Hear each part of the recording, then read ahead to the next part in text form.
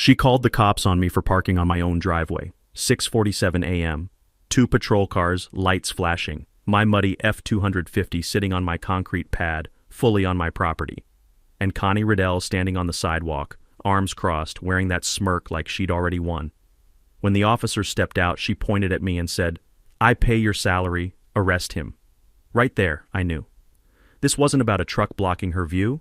This was about power, control, the kind of small-town tyranny that crushes good people every single day. But Connie made one mistake, one critical miscalculation. She had no idea I'm a lieutenant colonel in the U.S. Army, 23 years dismantling threats a lot more dangerous than a suburban HOA dictator. So what would you have done? Drop your story below. I read every comment. And where are you watching from? Let's see who else is dealing with petty tyrants right now. Let me back up. My name is Vance Hartwick. Lieutenant Colonel, U.S. Army Intelligence, 23 years active duty. I'd just transitioned to reserve status, 1 weekend a month, keeping my hand in, and after 2 decades of living in base housing, moving every 18 months, sleeping in places where mortars were the alarm clock, I finally bought my first piece of real land. 4 acres in Pinewood Estates, Colorado. Trees, space, quiet. My wife Marlena, ICU nurse, tougher than half the soldiers I've commanded, was thrilled. Our son was at West Point, our daughter studying engineering at CU Boulder. This was supposed to be our chapter, the peaceful one. Every morning I'd pour black coffee from my stainless percolator, step onto the porch, and just listen. The crunch of frost on gravel under my boots, the smell of pine resin mixing with diesel exhaust from my truck. Cold air that didn't taste like sand or burning oil. It was perfect for about 8 weeks. Pinewood Estates is 47 homes tucked into the hills outside Colorado Springs, a mix of retirees and young families with a voluntary HOA. No legal teeth, just a handful of people who like organizing block parties and arguing about mailbox colors.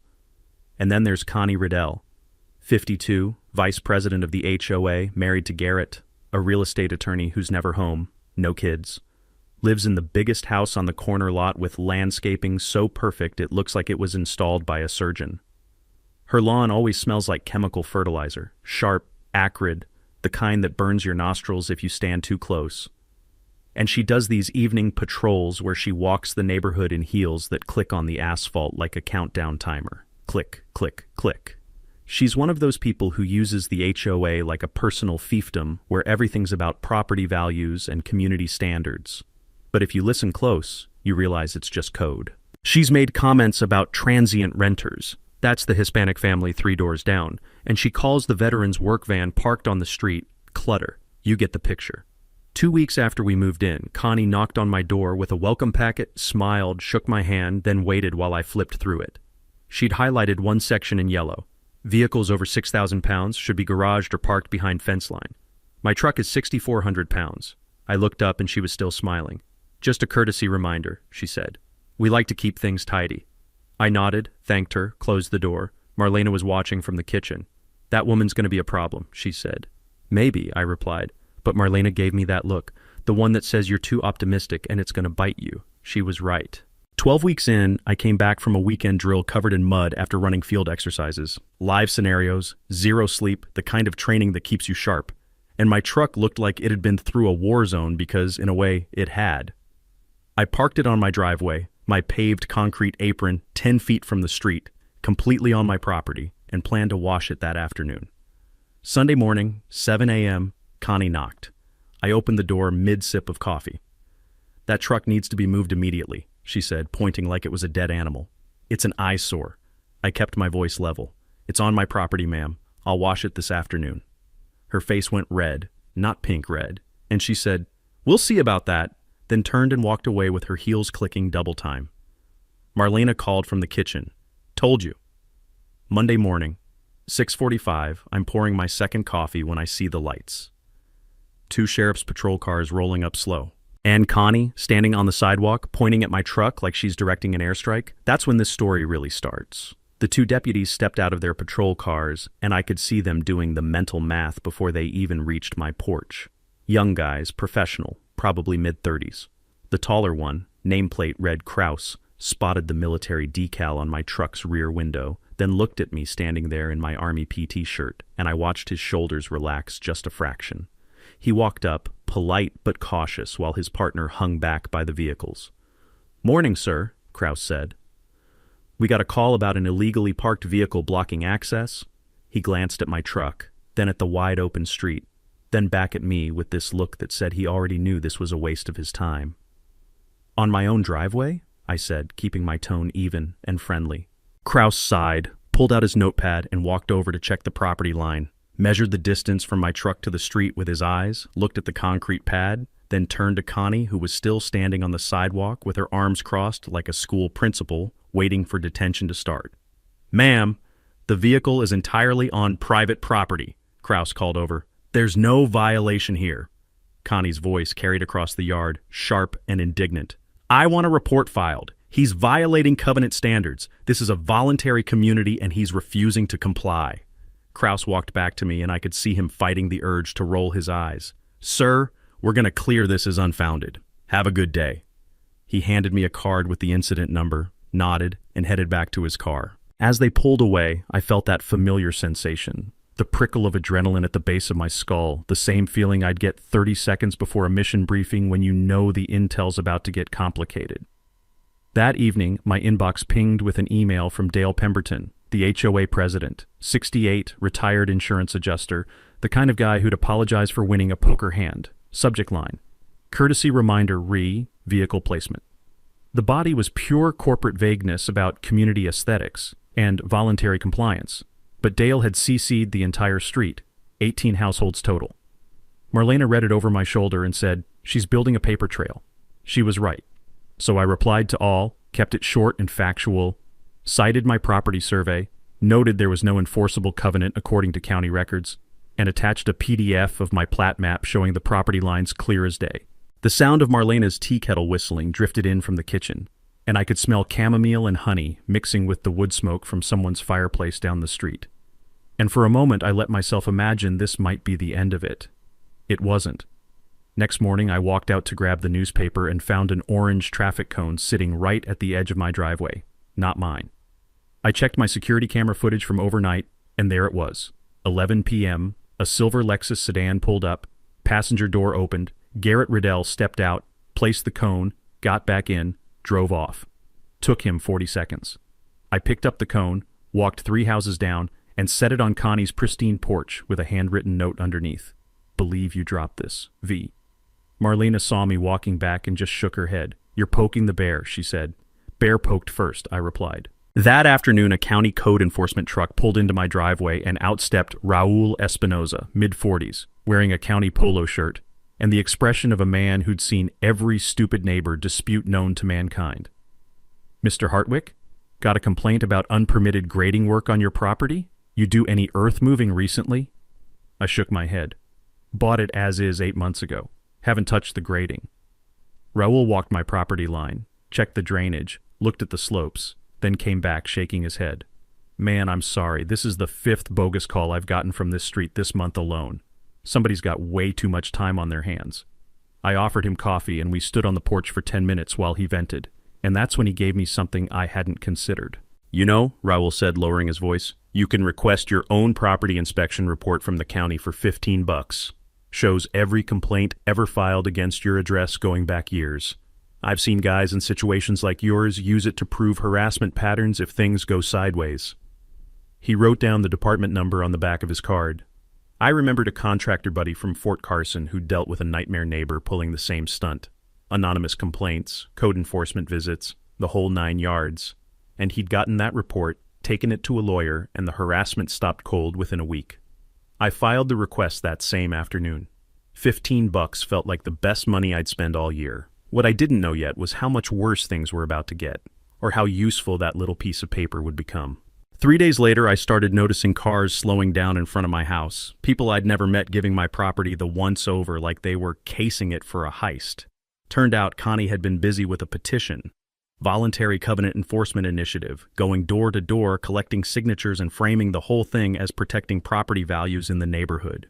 She'd even pulled recent appraisal data showing a slight dip in home prices over the past quarter, conveniently blaming it on commercial vehicles and non-conforming property maintenance, which was code for my truck and the work van belonging to the veteran 2 streets over.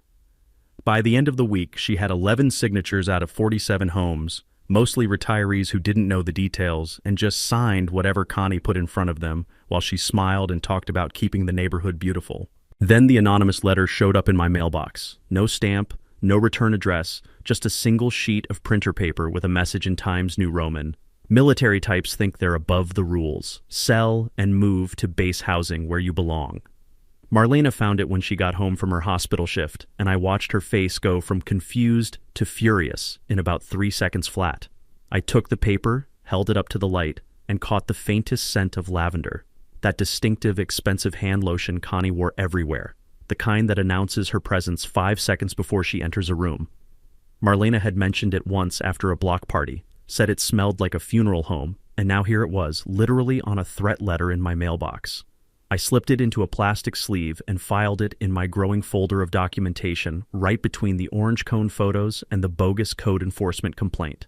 The following Tuesday, Marlena came home from her night shift at the ICU, shaking with a kind of anger I hadn't seen from her in years. Her car had gotten a parking ticket while she was working, parked legally on the street in a 2-hour zone that lifted restrictions after 6 p.m., but somehow she got cited anyway. She fought it, got it dismissed within 48 hours because it was obviously bogus, but the stress of dealing with it after a 12-hour shift where she'd lost 2 patients had left her exhausted. Then, 3 days later, her hospital received an anonymous phone call reporting that an ICU nurse on the night shift was showing up to work intoxicated, and the caller had described Marlena's shift time, her unit, even the color of her car in the parking lot. The hospital had to investigate. Mandatory policy, 0 tolerance. And even though Marlena was cleared within hours after a blood test and supervisor interviews, the humiliation of being pulled off the floor and questioned in front of her colleagues left her devastated. She came home that morning, still in her scrubs, and just stood in our kitchen with tears running down her face. "She went after my job, Vance," Marlena said quietly. "She called my hospital and tried to get me fired."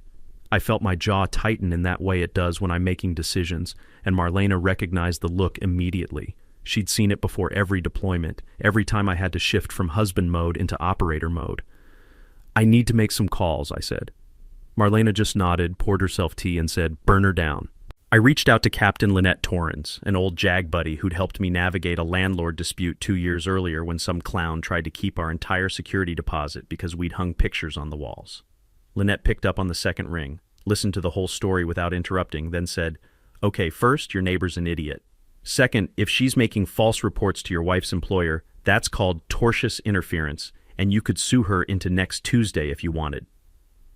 But Lynette's real advice was simpler. Document everything and create an official paper trail. File a harassment report with the sheriff, even if nothing comes of it right now, she said. Courts love timelines. If this woman escalates, you'll have dated evidence showing a pattern, and that's gold. I filed the report the next morning with Deputy Krause, same guy from the driveway call. And this time he took it seriously, made notes, asked good questions, told me they'd flag it in their system. Then Lynette mentioned something I'd never considered. HOAs registered as nonprofits have to make their financial records public in Colorado. Costs like $50 and takes 2 weeks. But I've seen cases where board members were using association funds like personal piggy banks. If there's funny money, that's your leverage. I submitted the request that same afternoon. $50 felt like the best investment I'd made since buying body armor before my first deployment. What I didn't know yet was just how messy Connie's books were going to turn out to be. 2 weeks later, Connie called an emergency HOA meeting and pressured Dale into sending out the notice with exactly 24 hours advance warning, which meant most people couldn't attend because they had work or plans they couldn't cancel on short notice. 19 neighbors showed up anyway, mostly out of curiosity because the agenda was vague as hell. Just said, "Discuss enforcement mechanisms," without any details. Connie had prepared a full slideshow, which she projected onto the community center wall using Dale's ancient laptop, and for the next 15 minutes we all sat there watching her click through photos of my truck from various angles. Close-ups of my survey stakes with their pink flagging tape, even shots of my security cameras mounted on the house. She argued for implementing voluntary fines of $100 per violation and hiring private security to patrol the neighborhood on weekends, which would have cost each household about $40 a month according to her spreadsheet. I was sitting in the back row, arms crossed, just watching her perform, and I'll admit there was a small part of me that was impressed by the sheer commitment to pettiness. This woman had compiled a 20-slide presentation complete with bar graphs about declining property values, all because she didn't like looking at my truck. About halfway through, Marcus Tillman raised his hand. He's a postal worker, early 50s, lives 4 houses down, and he'd always struck me as the kind of guy who sees through nonsense. "Connie," Marcus said, voice calm but firm, "this feels personal. His truck's parked on his own property." "Why do we care?" Connie's face went tight and she said, "Because people like him don't respect community standards." And the way she said "people like him" landed in the room like a grenade. The temperature dropped about 20 degrees. Several neighbors exchanged glances. Dale cleared his throat nervously and said, "Maybe we should table this discussion for another time, when we've had a chance to review the bylaws more carefully," which was his polite way of saying this meeting was a disaster. Connie glared at me as people started filing out, and she said loud enough for everyone to hear, "You think you're untouchable." I just smiled, nodded, and walked out into the parking lot where the smell of fresh asphalt and cut grass hung in the cool evening air. That night I sat at my kitchen table with Marlena and went through the HOA financial records that had arrived 3 days earlier. 18 months of expenses printed on cheap copy paper and stapled together in a packet that looked like it had been assembled by a high schooler. It didn't take long to spot the problems.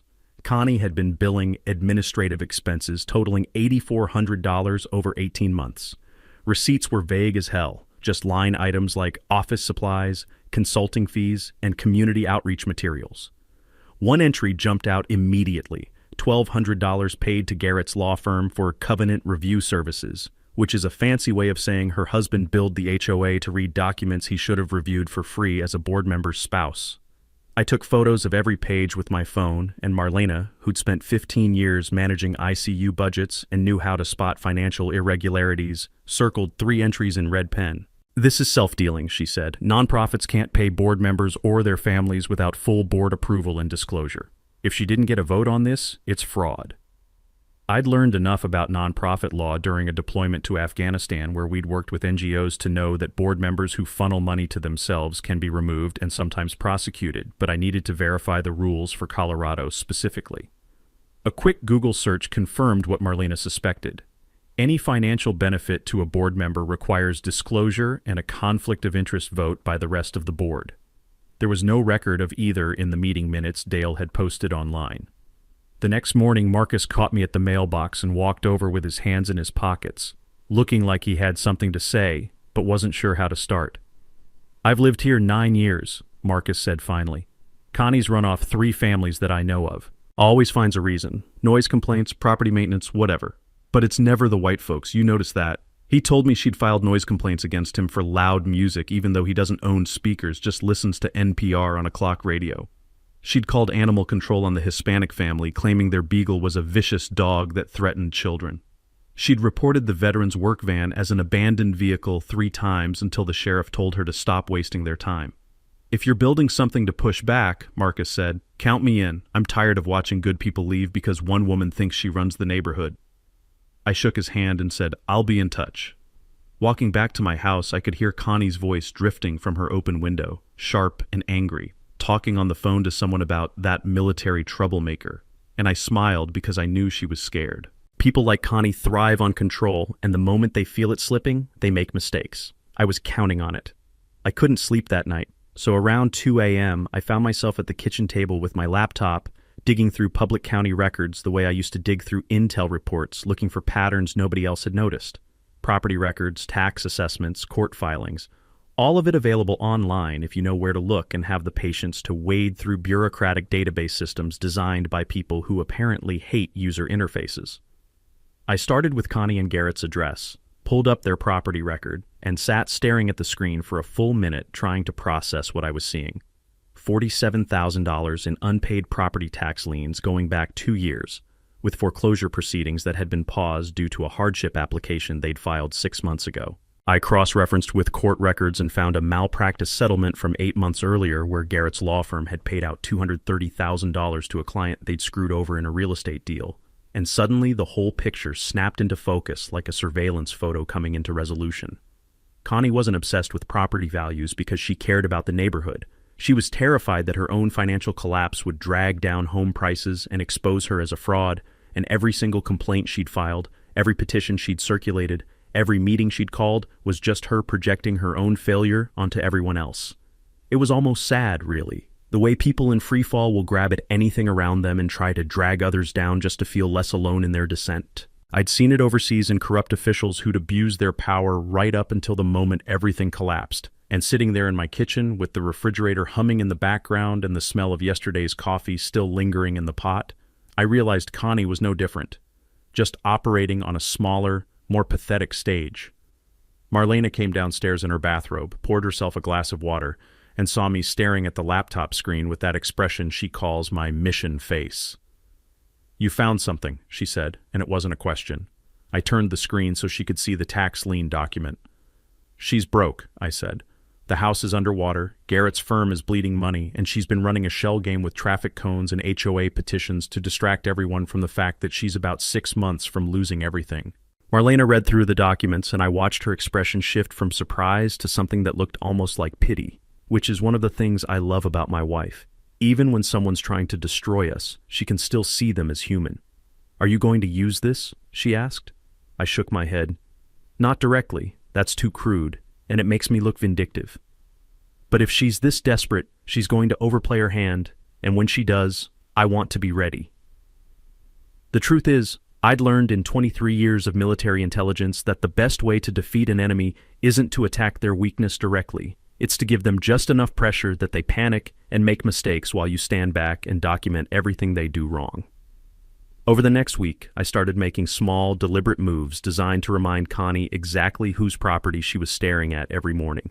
I parked my truck prominently in the driveway every single day, washed and waxed so it gleamed in the sunlight like a monument to the fact that I wasn't going anywhere.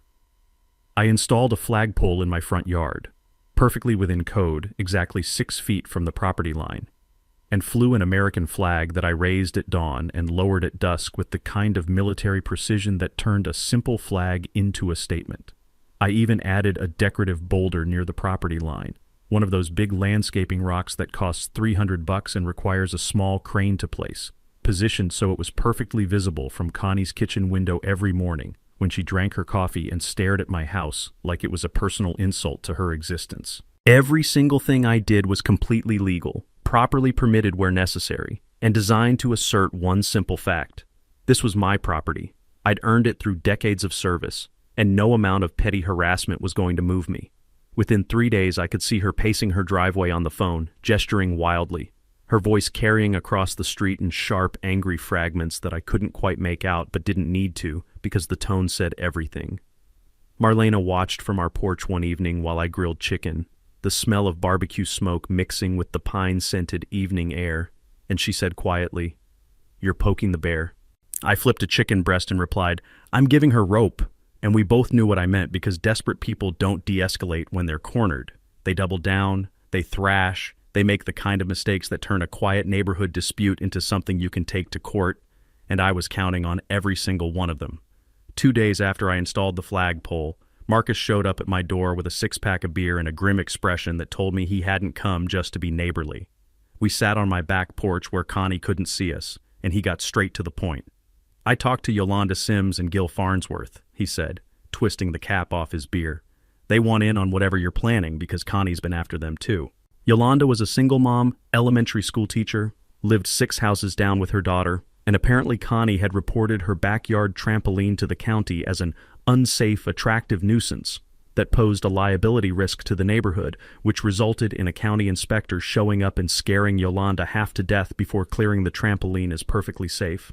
Gil was 71, Korean War veteran, and Connie had tried to force him to remove a memorial flagpole he'd installed to honor his fallen buddies, claiming it violated some imaginary height restriction she'd invented. "So, what's the play?" Marcus asked, and I appreciated that he didn't waste time with small talk or try to convince me to just let it go because he understood the same thing I did. People like Connie don't stop until someone makes them stop. We met at my kitchen table the following Saturday morning, the 4 of us drinking coffee while Marlena took notes on a legal pad and listened to everyone's stories. And what emerged was a pattern so obvious I was surprised nobody had connected the dots before. Connie had been targeting specific people, the ones who didn't fit her vision of what the neighborhood should look like, the ones who worked blue-collar jobs or didn't maintain their lawns to country club standards, the ones whose skin was a little too dark or whose cars were a little too old.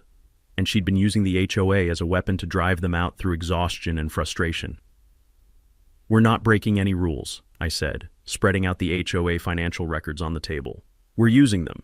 Everything by the book, everything documented, everything legal." I showed them what I'd found in the financial records. The $8,400 in vague administrative expenses, the $1,200 paid to Garrett's law firm without proper board approval, and watched their expressions shift from anger to something that looked like hope, because for the first time, they realized this wasn't just about surviving Connie's harassment, but actually holding her accountable. The plan came together over the next hour like a military operation, which makes sense because that's how I'd been trained to think. Identify the objective, assess available resources, execute with precision. First step was filing a formal complaint with the Colorado Secretary of State about the HOA's financial irregularities, and I'd learned from Lynette that any board member of a Colorado nonprofit can be removed for self-dealing, which means paying themselves or their family members without a full board vote and proper disclosure in the meeting minutes. Marcus volunteered to file the complaint, which kept my name off the initial paperwork and made it harder for Connie to claim this was personal retaliation. Second step was requesting a special HOA meeting, which the bylaws allowed if 20% of homeowners petitioned for it, meaning we needed 10 signatures out of 47 homes. We already had 4 people in my kitchen. Gil knew 5 neighbors who couldn't stand Connie, and Yolanda promised to talk to 3 more families on her street who'd been quietly suffering under Connie's reign. Third step was preparing a presentation for that meeting. Just facts, no emotion, no personal attacks, laying out the financial mismanagement and calling for an immediate board recall vote. Fourth step was inviting media, because the local paper, the Pinewood Gazette, loved writing about HOA abuse stories, and Yolanda had a contact there from when they'd covered her school's fundraiser last year. Gil, who'd been quiet through most of the planning, finally spoke up. "You really think this'll work?" he asked, and I could hear the weight in his voice. The exhaustion of a man who'd fought one war overseas and didn't think he'd have to fight another one in his own neighborhood. "It'll work," I said, because people like Connie rely on everyone being too tired or too scared to push back. The moment someone does, the whole thing collapses. Marcus raised his beer. "To collapsing houses of cards," he said, and we all drank to that. After everyone left, Marlena found me standing at the kitchen sink washing the coffee mugs, and she wrapped her arms around me from behind. "Why not just move?" she asked quietly. "We could sell, find somewhere peaceful, start over." I turned to face her. "I spent 20 years in places where warlords controlled people through fear and intimidation," I said. "I'm not letting it happen on my own street." "And our kids are watching, the one at West Point, the one studying engineering.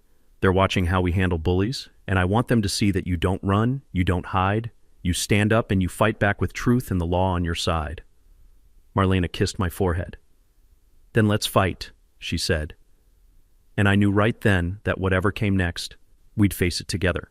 The same way we'd faced every deployment, every move, every challenge the Army had thrown at us for 2 decades. The week before the scheduled HOA meeting, I woke up at 5:30 a.m. like always, started the coffee, walked outside to grab the newspaper, and immediately knew something was wrong because my truck was sitting lower than it should have been. All 4 tires slashed, clean cuts through the sidewalls, the kind of damage that's deliberate and personal and costs about $800 to fix. I stood there in my driveway in bare feet and sweatpants, the morning air cold enough that I could see my breath, and felt that old familiar anger rising up.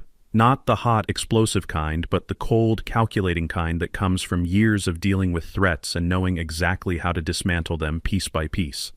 I pulled out my phone, reviewed the security camera footage, and there it was.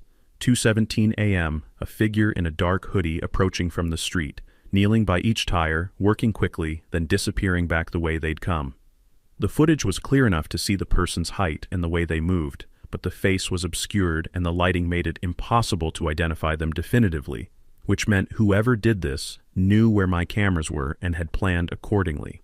I filed a police report within the hour, and Deputy Krause showed up looking tired and frustrated, like he'd already had a long day, even though it wasn't even 7 a.m. yet. He watched the footage on my laptop, made notes, took photos of the slashed tires, and said what I already knew he'd say. "Height and gait are consistent with your neighbor, but without a clear face shot or other evidence, we can't make charges stick. You need more." I handed him a printed timeline of every incident over the past 4 months. The false police calls, the code enforcement harassment, the hospital complaint against Marlena, the anonymous letter. and watched him flip through it with the expression of someone who's seen this pattern before and knows exactly where it's heading. "Keep this documentation," he said. "If she escalates again, and I think she will, you'll have everything you need for a restraining order at minimum." My insurance covered the tires, but that wasn't the point. The point was that Connie had crossed from harassment into property destruction, which meant she was panicking and making exactly the kind of mistakes I'd been waiting for. I knelt by the truck after Kraus left, running my hand over the slashed rubber, and the smell hit me, hot tire rubber mixed with the metallic tang of cut steel belts, acrid and sharp in the cold morning air, and I thought about all the times I'd dealt with insurgents who'd sabotaged equipment thinking it would break our will, not understanding that every attack just made us more methodical, more patient, more determined to see the mission through. 3 days later, the smear campaign started, and I'll admit I didn't see it coming because I'd underestimated how desperate Connie had become.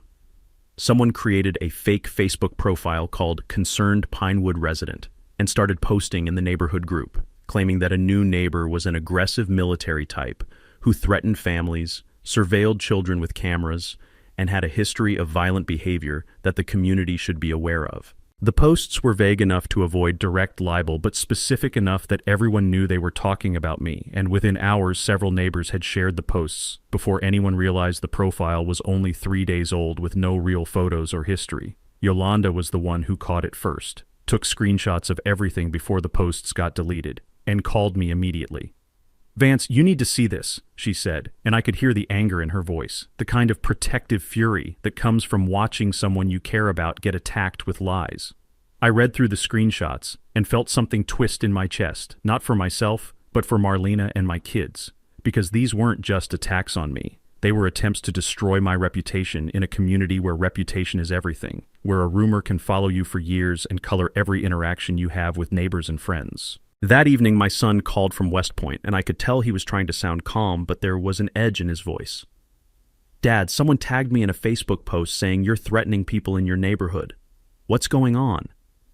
I explained the situation as clearly as I could, told him about Connie's escalating harassment and the fake profile, and he was quiet for a moment before saying, "You always told me to document everything and let the truth speak for itself.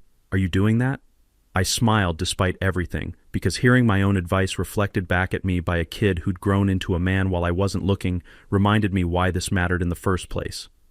"I am," I said, "and when this is over, I'm going to show you exactly how we handled it, because someday you're going to deal with someone like this, and you need to know that you don't fight lies with anger. You fight them with facts and patience and the willingness to let your enemy destroy themselves." After we hung up, I sat in my office, printed out the fake Facebook screenshots, added them to my growing file of evidence, and realized I'd completely stopped reacting emotionally to any of this because it had become just another operation, another mission, another problem to solve with the same tools I'd used for 23 years. The special HOA meeting was in 2 days, and I'd completed my dossier, timeline, photos, financial records, witness statements, everything spiral-bound and ready to distribute. And somewhere across the street, I knew Connie was preparing her own defense, probably printing out her own packets filled with accusations and deflections, not realizing that she'd already lost the moment she'd decided to fight facts with feelings. 3 days before the meeting, Dale sent out an email at 10 p.m. on a Sunday night with the subject line, "Meeting postponed indefinitely," and a single paragraph explaining that due to unforeseen scheduling conflicts and potential legal concerns, the special HOA meeting would need to be rescheduled at a later date to be determined. I read it twice, felt my jaw tighten, and immediately called Dale's cell phone, which rang 6 times before he picked up with a voice that sounded like he'd been dreading this call since the moment he hit send. "Dale, who told you to cancel the meeting?" I asked, keeping my tone level and professional even though I wanted to reach through the phone and shake some backbone into him. There was a long pause and I could hear his television in the background, some late-night talk show with canned laughter that made the whole conversation feel surreal. "Connie said there were legal concerns," Dale finally stammered. "Garrett reviewed the bylaws and advised that we might be exposing the board to liability if we proceed without proper notice and procedures, and I just thought it would be better to—" I cut him off. "Dale, the bylaws require you to hold a special meeting within 14 days of receiving a valid petition signed by 20% of homeowners. We gave you 11 signatures, which is 23%. If you don't hold this meeting, any homeowner can sue the board for breach of fiduciary duty, and I've got an attorney on standby who'd love to take that case." This was a bluff. I didn't actually have an attorney on standby. But Dale didn't know that, and I could hear him breathing heavily on the other end, probably doing the mental math on how much a lawsuit would cost, versus how much easier it would be to just let the meeting happen. "Fine," he said quietly, defeat heavy in his voice. "Thursday, 7 p.m., Community Center. I'll send out the corrected notice in the morning." Thursday arrived with the kind of nervous energy that reminded me of pre-mission briefings, where everyone knows something significant is about to happen, but nobody's quite sure how it'll unfold. By 6:30 p.m., the community center parking lot was already filling up, and I sat in my truck watching neighbors arrive in clusters, some looking curious, others looking concerned, a few looking downright angry like they'd already picked their side before hearing a single word. 41 of the 47 homeowners had RSVP'd that they planned to attend, which was unprecedented in the neighborhood's history. And as I walked toward the entrance with Marlena beside me and Marcus, Gil, and Yolanda a few steps behind, I could feel the weight of what we were about to do settling over me, like the gear you put on before a patrol. Heavy, necessary, and impossible to take off until the job is done. Inside, the room smelled like burnt coffee from the ancient pot someone had started in the corner, mixed with the sharp chemical scent of floor wax that the janitorial service must have applied earlier that day. And the metal folding chairs made small, creaking sounds as people settled into their seats and pulled out their phones to record what they sensed would be worth documenting. Connie had arrived early and set up a table at the front of the room with stacks of her own packets. I could see them from across the room, printed on expensive paper with color-coded tabs, the kind of desperate over-preparation that signals someone who knows they're about to lose but can't stop themselves from fighting anyway.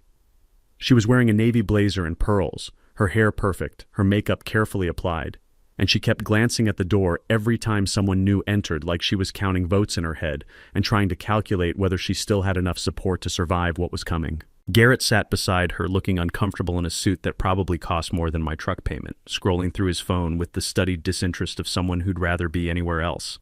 Deputy Krause was there too, standing in the back corner in uniform because I'd requested a sheriff's presence for security, which was code for "I want an official witness to everything that happens tonight," and he gave me a small nod when our eyes met. Jenna Carlson from the Pinewood Gazette sat in the back row with a notepad and a digital recorder on the chair beside her, and I knew that whatever happened in the next hour would be in print by Sunday morning, which meant Connie couldn't control the narrative anymore, couldn't spin this as a personal vendetta or a misunderstanding, couldn't hide behind vague accusations and social media posts that disappeared after someone reported them. Dale called the meeting to order with a trembling hand on the gavel, and you could feel the room hold its breath as he read through the procedural requirements in a monotone voice that suggested he'd been practicing this for days, and still wasn't confident he'd get through it without his voice cracking. This special meeting has been called pursuant to Article 7, Section 3 of the HOA bylaws to address concerns raised by multiple homeowners regarding board governance and financial management, Dale said, then cleared his throat and looked directly at Connie with something that might have been an apology in his eyes. "Miss Riddell, as the petitioner who called for enforcement actions, you have the floor first to present your position." Connie stood, smoothed her blazer, and launched into a prepared statement about volunteer board members who work tirelessly for the community only to be attacked by newcomers who don't understand the neighborhood's values. And I watched her perform with a kind of detached fascination, the same way I'd watched enemy combatants try to justify their actions during interrogations, not realizing that every word they spoke just gave us more evidence to use against them. The room was silent except for her voice and the sound of people shifting in their chairs, and I knew that in about 5 minutes, everything was going to change. Marcus stood up from his seat in the middle row before Connie had even finished her second paragraph, and his voice cut through the room with the kind of authority that comes from years of dealing with difficult people on mail routes and knowing exactly when someone's trying to sell you bullshit. "Point of order," Marcus said loudly. "She's lying, and everyone in this room knows it." The room erupted in scattered gasps and murmurs, and Dale banged his gavel twice, looking panicked, but Connie's face went pale and then red in the span of about 3 seconds, and I could see her hands shaking as she gripped the edges of the podium. "Excuse me?" she said, her voice rising to that pitch that happens when someone's losing control. "I am a volunteer board member who has dedicated—" Marcus cut her off. "You've dedicated 4 years to harassing people who don't fit your idea of what this neighborhood should look like, and we're done pretending otherwise." Dale looked at me helplessly, and I stood up, calm and deliberate, and said, "Mr. Hartwick, you called this meeting, so you have the floor." I walked to the front of the room carrying a cardboard box filled with spiral-bound dossiers, and I started handing them out row by row while the room watched in complete silence. broken only by the sound of pages being flipped and the occasional whispered, "Oh my God," as people started reading. "My name is Lieutenant Colonel Vance Hartwick, U.S. Army Reserve," I said, standing at the front with my hands at my sides in that relaxed parade rest posture that's become automatic after 2 decades in uniform. "I've spent 23 years serving this country, and I moved to Pinewood Estates 8 months ago because I wanted peace and quiet after spending most of my adult life in war zones. Instead, I've been systematically harassed, my wife's career has been threatened, and my property has been vandalized, all because one person decided that my truck and my job didn't meet her standards." I clicked the remote in my hand and the projector screen behind me lit up with the first slide. A timeline starting with Connie's welcome packet and the highlighted vehicle restriction, running through the false police calls, the code enforcement complaints, the anonymous letter, the hospital report about Marlena, and ending with photos of my slashed tires from last week. "This isn't about community standards," I said, advancing to the next slide showing the fake Facebook posts. "This is about abuse of power." The room was dead silent now, everyone reading their dossiers and looking up at the screen, and then looking at Connie, whose face had gone from red to white, and whose hands were now gripping Garrett's arm like she might fall over without support. I advanced to the financial records slide, the one showing $8,400 in unexplained administrative expenses, and the $1,200 payment to Garrett's law firm. "The HOA bylaws require board members to disclose any payments to family members and get a conflict of interest vote from the full board," I said. "According to the meeting minutes posted online, no such vote ever occurred, which means Miss Riddell has been funneling association funds to her husband's failing law firm without authorization." Connie's voice cracked when she tried to respond. "This is slander! Garrett, do something!" But Garrett just sat there looking at his phone, and when he finally spoke, his voice was quiet and resigned. "Connie, stop talking. Please just stop talking." The room erupted in whispers and conversations, and I could see people flipping through the dossiers, comparing what they were reading to the slides on the screen, putting together the pieces of a puzzle that had been obvious to anyone paying attention, but that nobody had bothered to assemble until now. I held up my hand and the room quieted down again. "I filed a formal complaint with the Colorado Secretary of State's nonprofit division this morning," I said. "They'll be conducting an audit of the HOA's finances, and if they find what I think they'll find, there will be consequences. But that's not why we're here tonight." I turned to face the room instead of Connie. "We're here because you elected a board to serve this community, and instead, they've been serving themselves and using HOA rules as weapons against anyone they don't like. Marcus has been harassed. Gil has been harassed. Yolanda has been harassed. The Montoya family down on Spruce Street has been harassed. And it stops tonight." I paused. "I move for an immediate recall vote of the entire board, effective immediately, with new elections to be held within 30 days.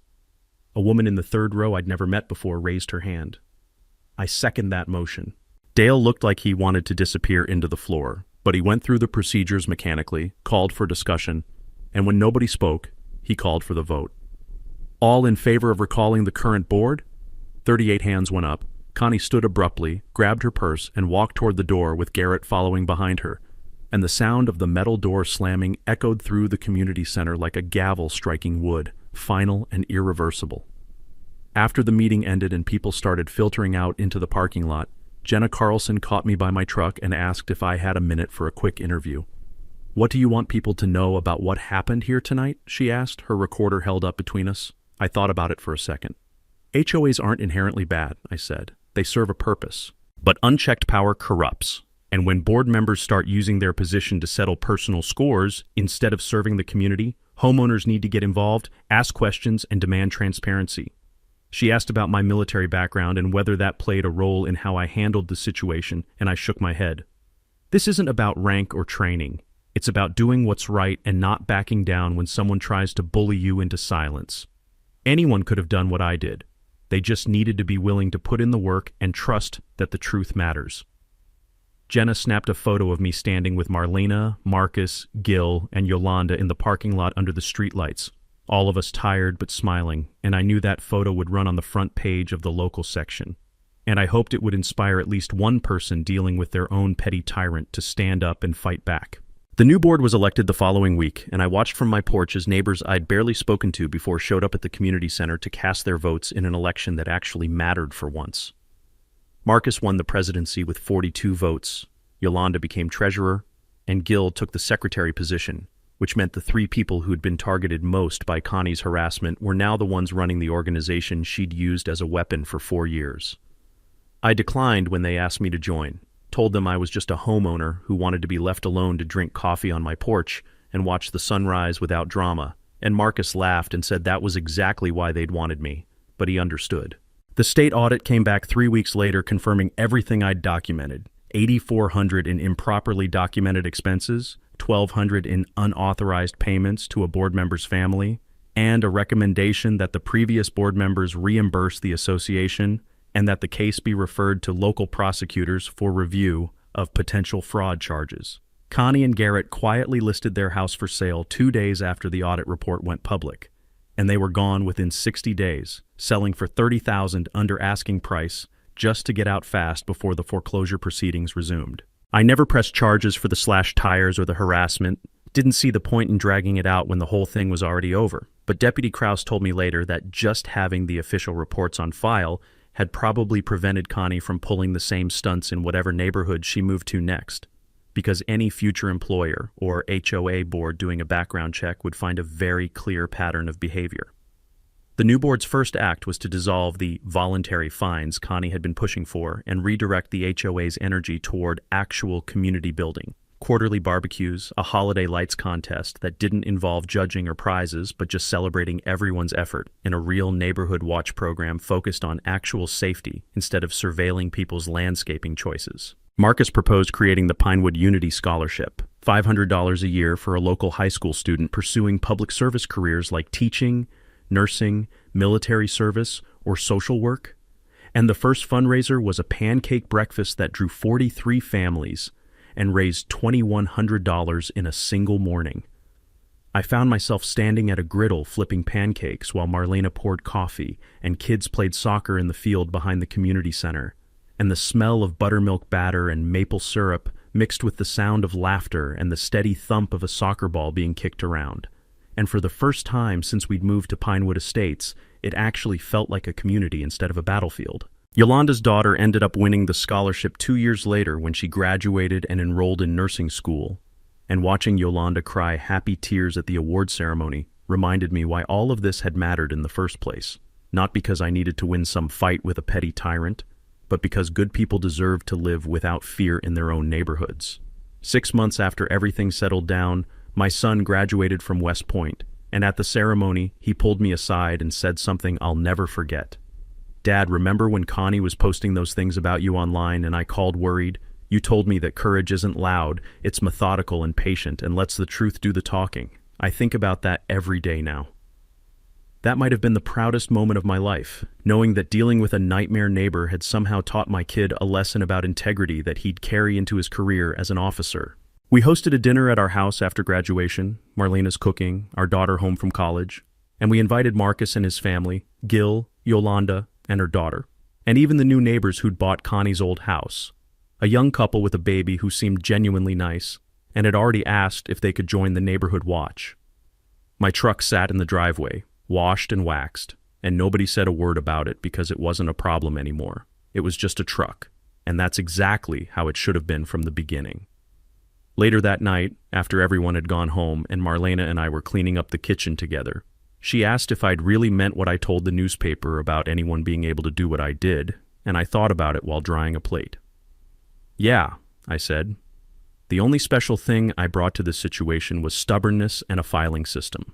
Everything else, the public records, the bylaws, the documentation, that's all available to anyone willing to do the homework." She smiled and kissed my cheek. "You know Gil's neighbor 2 streets over is dealing with something similar now? Developer trying to use eminent domain to force him off his land for a strip mall project?" I raised an eyebrow. "Is that so?" I said. And Marlena laughed because she knew that tone, knew I was already mentally reviewing what I knew about eminent domain law and thinking about who I could call for information. "You can't help yourself, can you?" she said. I shrugged. "Somebody's got to stand up to bullies. Might as well be someone who knows how. So if you're dealing with your own HOA nightmare right now, the board member who thinks they run the neighborhood, the busybody who files complaints about everything you do, the petty tyrant who uses rules as weapons, drop your story in the comments below. The The worst one gets featured in next week's video, and maybe we can help you find a solution, because nobody should have to live in fear in their own home. And if you love watching bullies get outsmarted by people who refuse to back down, hit that subscribe button, because I've got more stories like this coming every Tuesday. Remember, quiet professionalism beats loud tyranny every single time. Thanks for watching, and I'll see you next week.